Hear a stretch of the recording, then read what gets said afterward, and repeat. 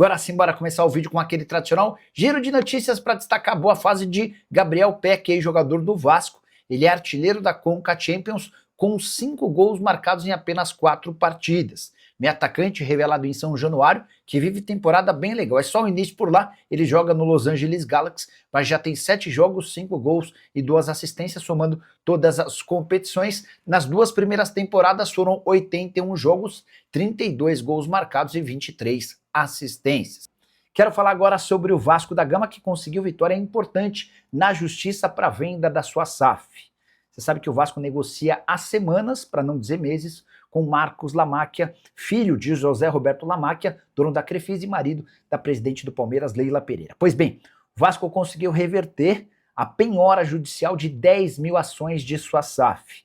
Isso destrava um obstáculo burocrático que ameaçava diretamente a venda para novos investidores. Tudo começa quando existiram cobranças de um escritório de advocacia por conta de honorários, por conta de prestação de serviços ao Vasco. O Vasco acabou não fazendo o pagamento e essa dívida de 3 milhões de reais, 3 milhões e meio, para ser mais preciso, acabou resultando no bloqueio imediato de milhares de papéis da SAF. O Vasco conseguiu na justiça acabar com essa vinculação. O processo continua, o Vasco ainda tem essa pendência, mas agora sem relação com suas ações, o que permite que o clube avance nas tratativas com Marcos Lamáquia. Há enorme otimismo em São Januário para um acordo da venda da SAF do clube, com investimento ou a promessa de um investimento de 2 bilhões de reais nos próximos 5 anos, 1 bilhão para pagamento de dívidas, outro bilhão para investimento no departamento de futebol. Você, torcedor vascaíno, gosta da ideia? O que você pensa sobre Marcos Lamáquia assumindo a SAF vascaína? Use o espaço para comentário. Só não esquece de deixar like e se inscrever no canal. Ídolo, vamos falar desse Vascão, porque parece que eu só te chamo nas vacas magras. É agora que o pasto tá verdinho, tá bonito, né? A vaquinha tá gordinha. Tá gorda, né? A vaca, em vez de deitar na BR, parece que ela realmente resolveu levantar, né? É verdade. Andar um pouquinho pelo pasto. O Vasco vive um momento com certeza muito melhor depois da chegada do Renato Gaúcho. 3 jogos, 2 triunfos e um empate. É uma invencibilidade. Verdade, o campeonato ainda está muito no começo, mas é uma injeção de ânimo para um time que tinha começado tão mal, que tinha somado um empate em 4 partidas, nas 4 primeiras da competição, que é o Brasileirão. Então, com o Renato, com certeza, o trabalho começa a encontrar um caminho, começa bem, e antes dessa data FIFA, a gente já sabe que o Vasco vai ter somado mais da metade dos pontos em disputa com o Renato, mesmo que perca para o Grêmio. A gente espera que não, mas até que isso aconteça, já somou 7 pontos de 12 em disputa, então já é um aproveitamento superior a 50%, que é um aproveitamento de Sul-Americana dentro do Brasileirão. E talvez até de vaga na Libertadores. Agora, sem dúvida, e você levantou bem essa bola, em 9 pontos ganhou 7. Domingo, São Januário, 4 da tarde, todos os ingressos já vendidos, casa cheia, oi, como diz o garotinho, né? E o torcedor, desta vez, vai com uma certeza maior de que o time pode jogar bem e fazer uma vitória, porque o torcedor, esse aí é o grande craque do Vasco, ele nunca abandonou o time, né? Mesmo nos momentos mais complicados, ele lotava São Januário, depois do jogo cobrava, porque está pagando o ingresso, tem o direito a fazer a cobrança e todo mundo entende. E o próprio Renato, ele falou isso, ainda que isso não tenha acontecido desde que ele assumiu o comando, mas ele disse o seguinte: o Vasco tem jogadores que sentem a pressão. Isso é um problema a ser resolvido.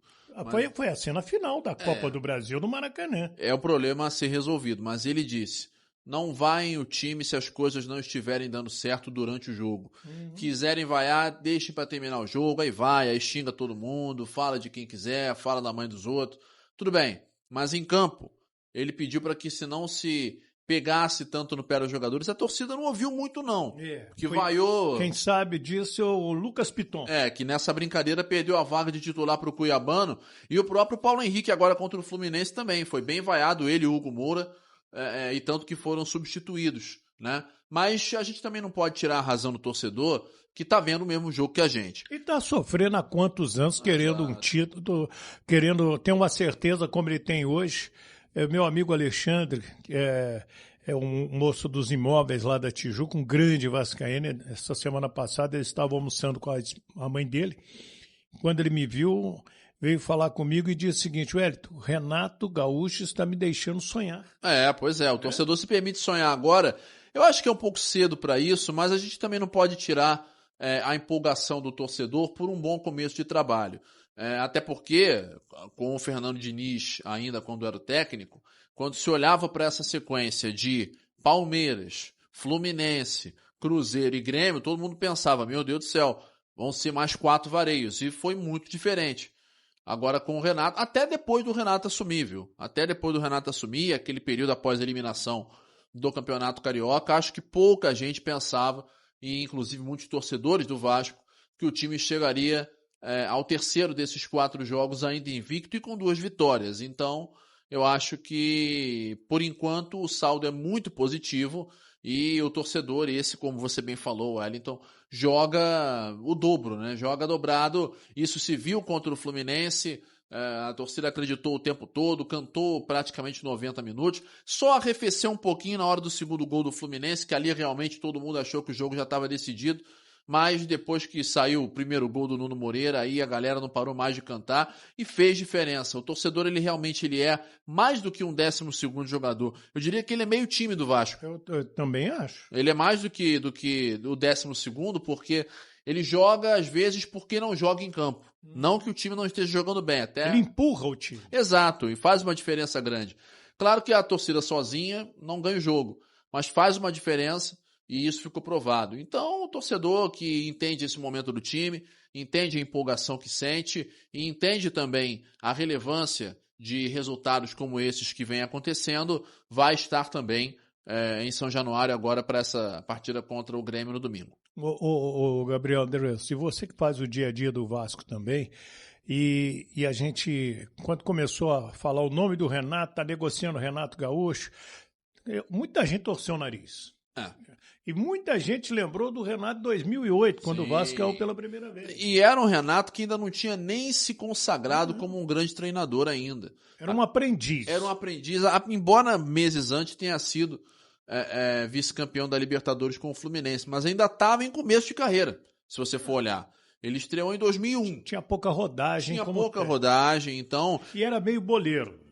Ele ainda era meio boleiro. Não tinha largado totalmente a skin de jogador ainda, né? Tava com seus 40 e poucos anos.